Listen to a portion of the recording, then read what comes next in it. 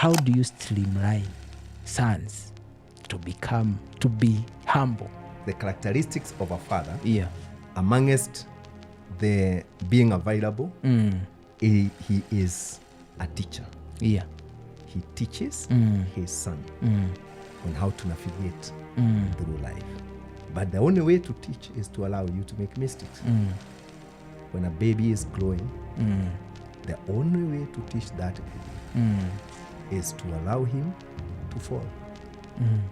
And the more times he falls, the faster he's able to walk. Yeah. So as a good teacher, the father will allow you to make mistakes. Yeah. Well, welcome back, ladies and gentlemen. This is the Father Son podcast. My name is Laban, and I'm your host. And on our last episode, please, if you haven't watched our first episode, Who is a Son, please go back and watch. It's very, very important that you go and watch that first episode. And please remember to subscribe and like. And please comment, share your story, share with us what has your experience with your father, or what has been your experience being a son or being a father has been. So, welcome back, Mr. Moses. Thank you. How have you been? Very, very good. Yeah, it's good to see you smiling. Thank you to having me. Yeah. So we left at a place where we were looking. I was giving that story of a young man. So he reached a point and felt he has grown enough to leave his father's comfort and go and start doing businesses somewhere in the city. And he asked the father, give me what it belongs to me, and I move.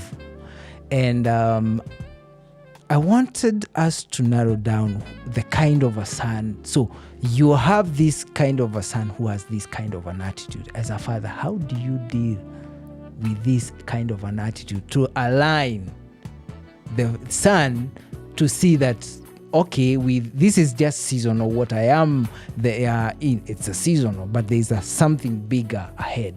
There's a vision ahead. How do you streamline sons to be humble? Great. Good question.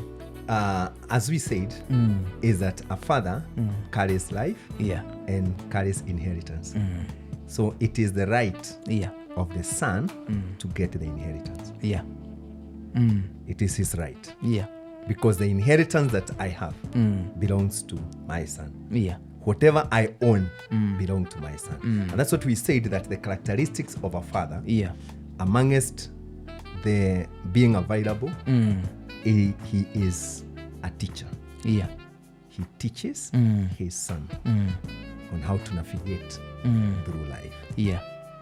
And we looked and we saw that most of the successful people, especially in the West, they work with their sons, especially when they are in their tail end of their life. Yeah. And they groom their son toward that. Now, we need to look at the role of a teacher. Because this guy, it's a father, it's a little father actually. Yeah. That he is able to give the inheritance to the kid. And he knows very well this kid. Remember also we said that a father see what you cannot see. Yeah. So he knows very well that this guy, he is going to waste all this. Yeah. But he's a teacher. So he has to teach him how to manage things. But the only way to teach is to allow you to make mistakes. When a baby is growing, the only way to teach that baby is to allow him to fall. And the more times he falls, the faster he's able to walk. Yeah.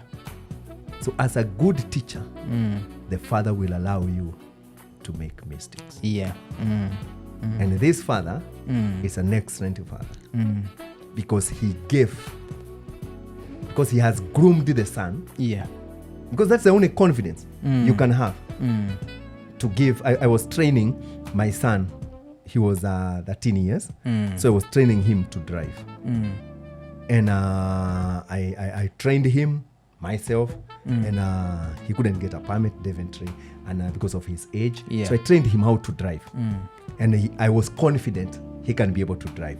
So this one time, we went to upcountry. And upcountry, Daventry, there is no traffic, there is no car. So I gave him the car. Yeah. And I told him, now what you have been learning, it is your moment. And I gave him the keys and I told him to go.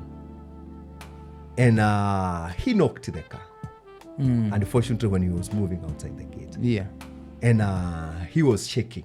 And he was really shaking. And he felt that he has disappointed me so much. But he came to me. Yeah. After knocking the car, he did not go to the garage. He came to me. Yeah. And he told me, Daddy, I'm sorry. I have knocked your car. And it was my happiest day. Why? Because now I had an opportunity to train how to navigate small space. And I asked him, what happened? And he narrated to me. I told him one thing, I gave you the car knowing that you will knock it. Yeah. And so you don't have anything to feel guilty about it. I am your father. Yeah. And this car belongs to me, so it belongs to you. So what you have done, you have knocked your car. And we will deal with that. But now let's look at the mistake. Where did the mistake come from? Yeah. And today he is the best driver. He has never knocked a car. Yeah. From that time, I give him the car to move everywhere. And he is able to drive everywhere. Why? Because I was there. Remember we said the father is available. He is available, yeah. So I was there to see what has he done, and I was there to teach him and to show him. Same thing with this father of the Gen Z. When the Gen Z went and drank his money, the father knew he has trained this boy, and he will get back to his senses at a certain moment. The moment this money get finished, maybe the father saw this one will go like 1 year, and he will have burned all this, and then he will get back because he's well trained. Yeah. He knows how to honor. Remember we said the key thing of a son is being humble. Yeah. Is being humble. So because my son is a humble man, he will get people to help him. Yeah. Wherever he will go. He will never sleep hungry. Yeah. Because he's a humble man, he's a good man. Everyone wants to work with a good man. And then he will get broke and he will remember that he has a good father and he will come back to me. Yes. And that's an excellent father who had trained his son excellently by knowing his role. Yeah. And the son being humble and know that I have where I belong and knew his identity. Yeah. Well, I remember, I think it was in 2014. I came to your office. I'm just giving this a story. I came to your office and I remember waiting at the reception. I waited there for more than an hour. And when I was there, I was like, why do I have to sit here? I want to see this man. It should be an express. I haven't seen. I know you came out. Actually, you came out of the office. There was nobody in the office. You came out of the office.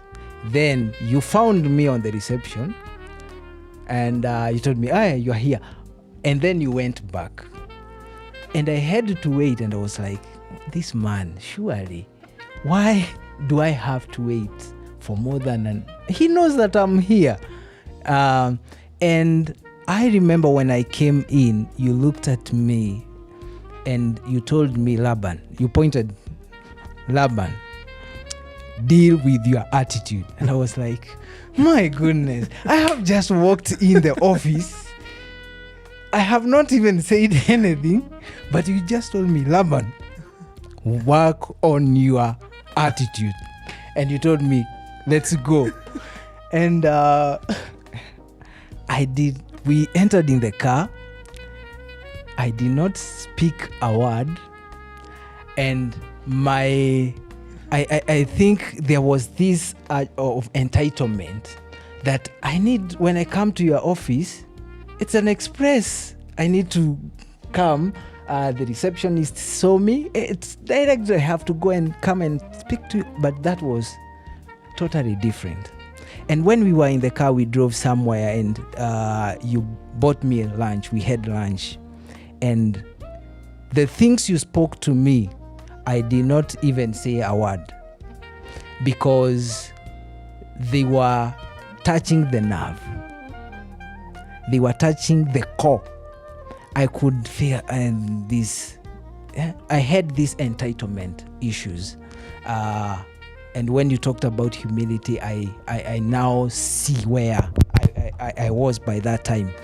And and this is an experience to so many of who have been under you, who have submitted under you, and you have raised us. You have raised us.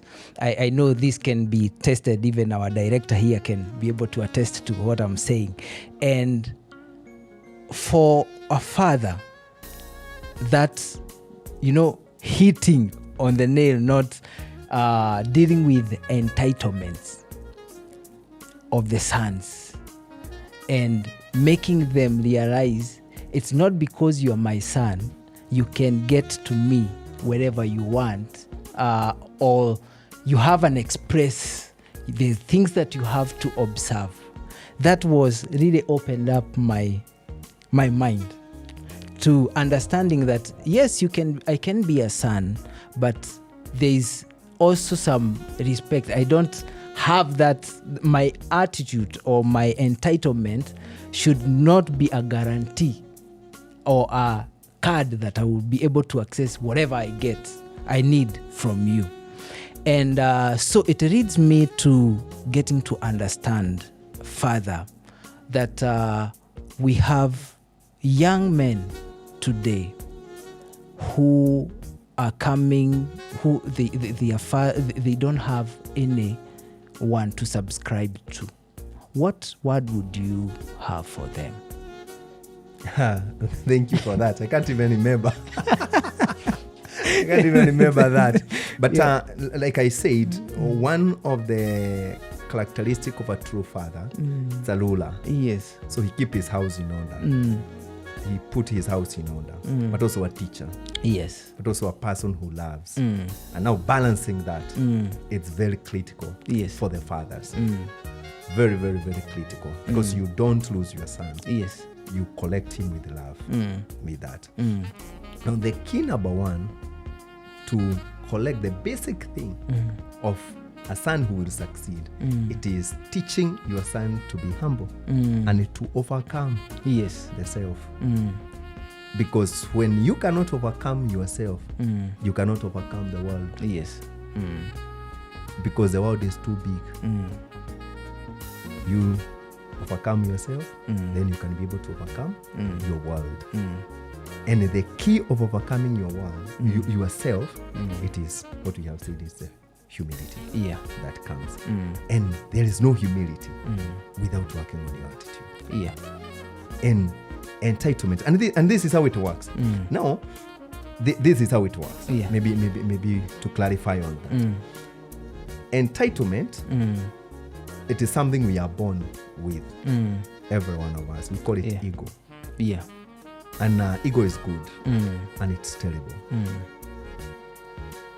It is bad, it is bring you down. But when you feed the ego, it grows to selfishness. When you feed selfishness, it graduates to now entitlement actually. It graduates now to entitlement. Is that I need everything should be mine. When you continue feeding the entitlement now, it becomes pride. And when you continue feeding pride, you fall. Because the pride comes before fall. So the good father number one, because no father wants his inheritance to be wasted. So he will first build your attitude through that. And he will put you through a process. That's where we lose many sons. Yeah. And the fathers who are listening to us, they'll agree with me that is the point we lose very many sons. Yeah. Because of that entitlement. If you did not have a direction, if you did not have honor, if you did not have honor, you did not honor me at that day, you couldn't even talk to me again. Yeah. Because you moved outside. I remember very well, I was watching you in the camera, and you moved out very many times. Yeah. Very annoyed. very annoyed. What is this man is doing? Yeah. And if now many people at that point, yeah, they don't continue. And then you know that is remember we said there is a black sheep. Yes. So, and it is not the father's work to paint the black sheep white. Yes. It is the black sheep which has to know I'm black and I want to become white, because you can never change anyone. You can never change anyone. It is until you make a decision for you to change. Yeah. That you can be able to change. Yeah. So that it is very key. So how do you deal with this man who is at this level? Is that you have to give him time. You have to give him time. Yeah. My pastor, my father keep on saying, let him look for himself. That is direct translation. Look for himself. He has decided to get lost, whatever that he is. Just like the father will allow people to make mistakes. Like the example that you gave earlier of this Gen Z who just moved out and with the inheritance. The father did not go following him. No. He allowed the guy to go and look for himself. Yeah. And the moment he get back to his senses, he came learning to the father. So most of the things, because a father is not a controller. A father is not a controller. Yeah. A father allows you to move out and do and make all the mistakes that you need to for you to grow. Because he's looking at the his inheritance, where it will go. Yeah. Well, ladies and gentlemen, please, I hope you are getting this clearly. Please remember to subscribe, remember to like, and remember to share your story. What has been your experience throughout your with your relationship with your father? Now, let's look at it this way. I'm a son, and I have all these. I have the talents, and I have everything that can be able to push me to the next level. But in between my transitions in life, I connect with the wrong father. What happens? A wrong father. Okay. There is and that's a good question. That's a very, very good question, because there is a difference between a father. Yeah. There's a difference between a father, a mentor, a coach. Yeah. And there is one more. There is a big difference. Yeah. An instructor. Yeah, an instructor. Yeah. And you must have all of them. You must have a coach. You must have an instructor. Yeah. You must have a father. A father, yeah. Now, most African context, again, our uncles are called what? Fathers. But are they fathers? No, they're not. That's where you make a mistake. Because you will not connect with a long father. Because the father, how much he is, he wants good for you. Because you are his seed. So how can he belong? He can't. He cannot be. He's an uncle. Yeah. So you connected with an uncle, but because you come from Africa, where everyone who was born in the same family, and your grandfather had 30 wives, and everyone produced 5 men, meaning that you have 5 multiplied by 30. Yeah. Those are the fathers. 150 fathers. Yeah. Those are the ones that you have in African context. Because everyone is a father. My father's brothers. They are in African context, they are 100% my fathers. Actually, we call them daddy. And we address them as so. And they do all the functions of the father. But they can never be a father because you can only have one father. So connecting with the long father, it is almost impossible. Because there's only one. How much your father is, like your biological father. Yes. Let's talk about your biological father. You did not connect with him. Yes. You were born and he carries your blessing with you. And now how you behave and how you act and how you react with him, it's what determines whether you will be able to have that blessing. Because that blessing and that life that he carries, it is passed to you through impartation. And that impartation, you must be available and you must be there and you must be humble to get that. Now, when you become arrogant and you cannot honor him and you cannot blah, blah, blah, blah, then you lose it. And then you say your father is a bad father. So mostly, in my opinion, there is you will connect with an uncle and you're calling him father. So you have to keep searching. So you have to understand who is a father. So it's still on the same.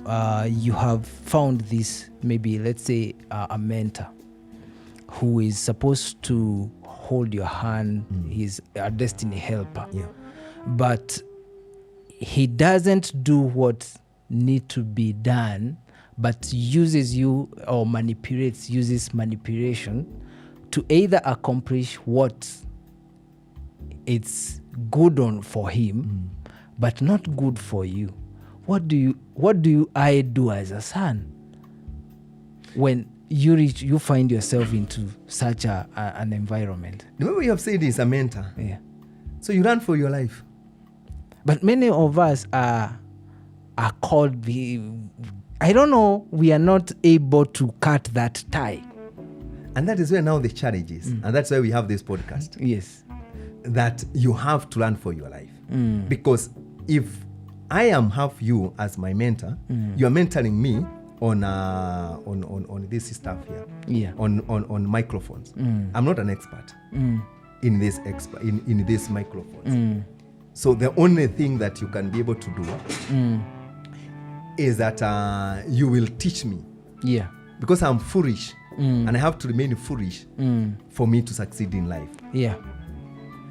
And for me, I have to humble myself where you are able to teach me this.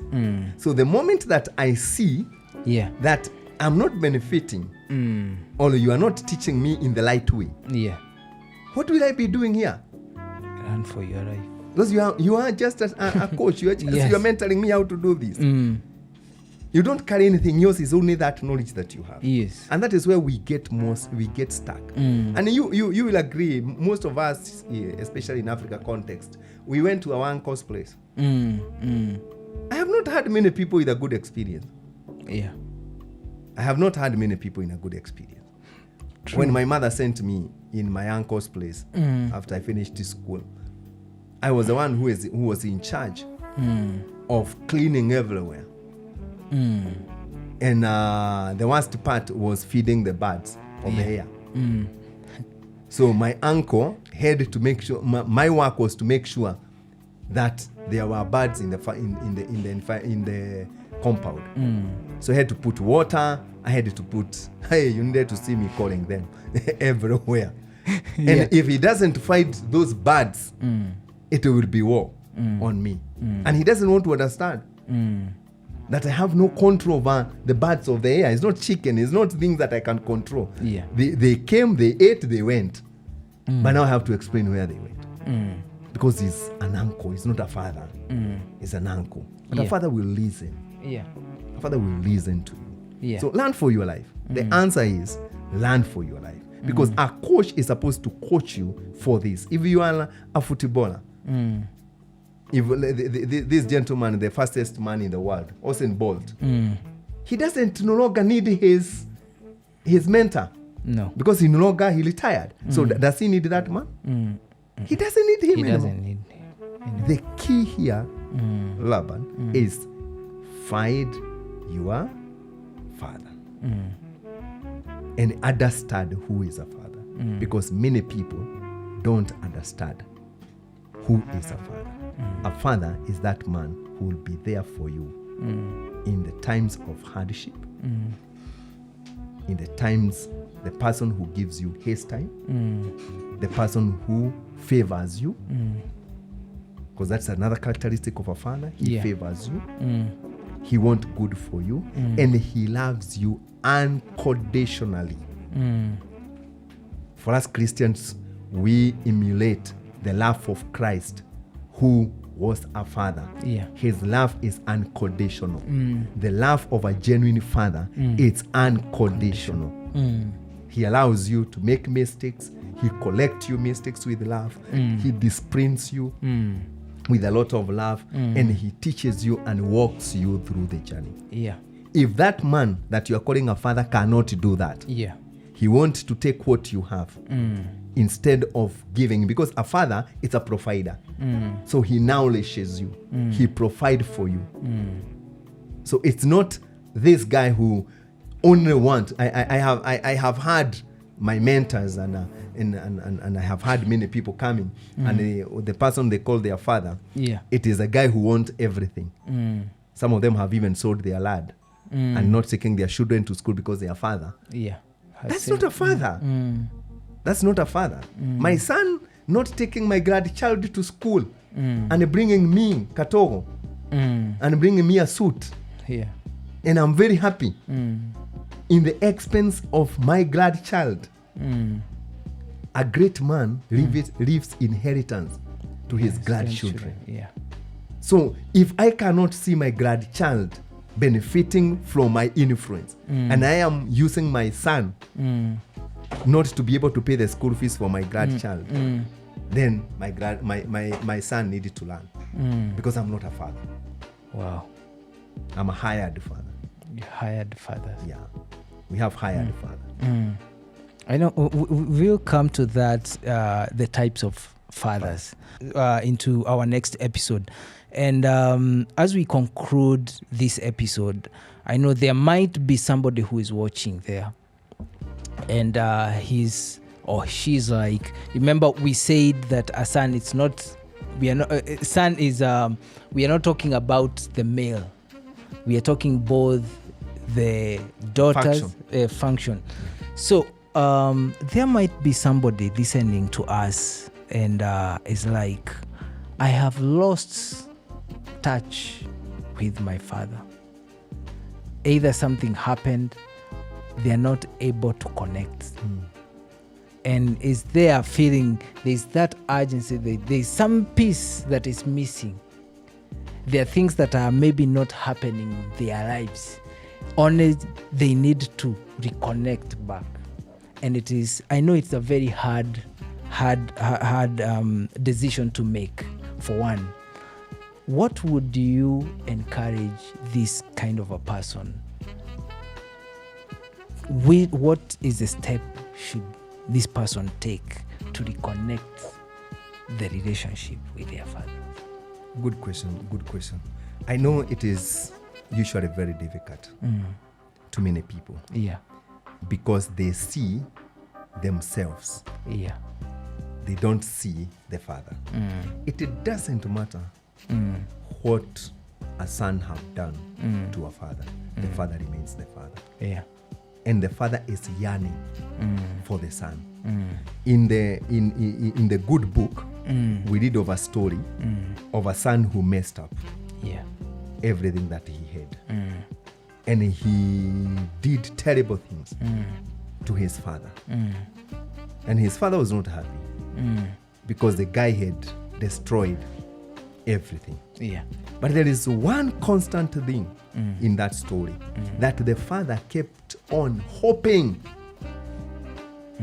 my son will come back. And he kept on hoping. And when the son came back, in that story, he was restored.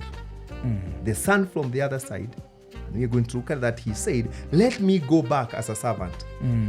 Let me go back as a servant. So he's willing to go back. The willingness to go back. To submit. Okay. The reason that most of the people, the reason we disagree with our fathers, it is pride. We don't want to submit. He told us to do this, we refused. Told you to go to school, you refused. And that's why you went to Kampala to get a job. So when you get back now to your senses, then it is, I am going back now not as a son, but as a servant. As a servant, servanthood means what? Submission. I want to be told.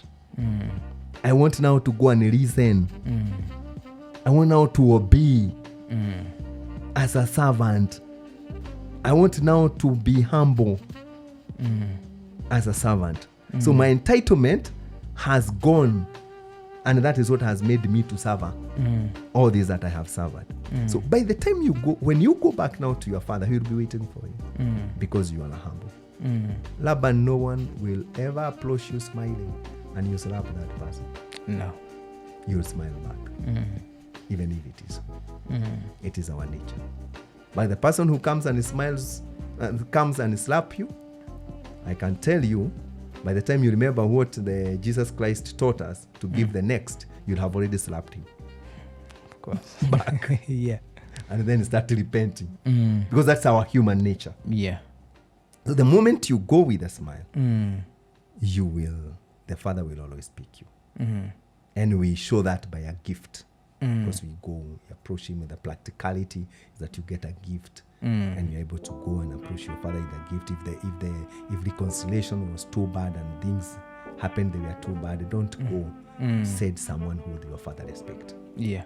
Get someone who your father respect and let that person go as your attorney. A person may be a family, maybe if it is the spiritual, or it's a person that was your mentor, or was a guardian or a father that you had identified, and you messed him up. You know his friends and close friends, and then you can be able to set someone and then you reconcile. Yeah. But by the end of the day is that you will have to get a gift to him, and it is reconciled. And he will be very happy to get you back. There is no, if he doesn't, then that is also an indicator to know he's not a father. Wow. Yeah, so the father's arms are always open Exactly. to receive the son. So don't stay there with your resentment. Take a step and approach him. He's willing to receive. He's willing to welcome you back. So, ladies and gentlemen, we have come to the end of our second episode today. And I hope that this is enlightening you and showing you the importance of having this relationship. And as much as our lives are concerned, we need and we cannot do away with fathers. As sons, we cannot do away with our fathers. As fathers, they can't do away with us as sons. So it's very important for us to understand the dynamics on how to navigate around this and keeping this relationship live and thriving. So please, I want to remind you, subscribe and like our page. Please share your story. Share with your experiences. Share this. Send a link to some of your friends, your family members, even your parents. Let them know. Let them hear about this. Till next time, it's me, Laban, and I hope to see you next time. Bye-bye.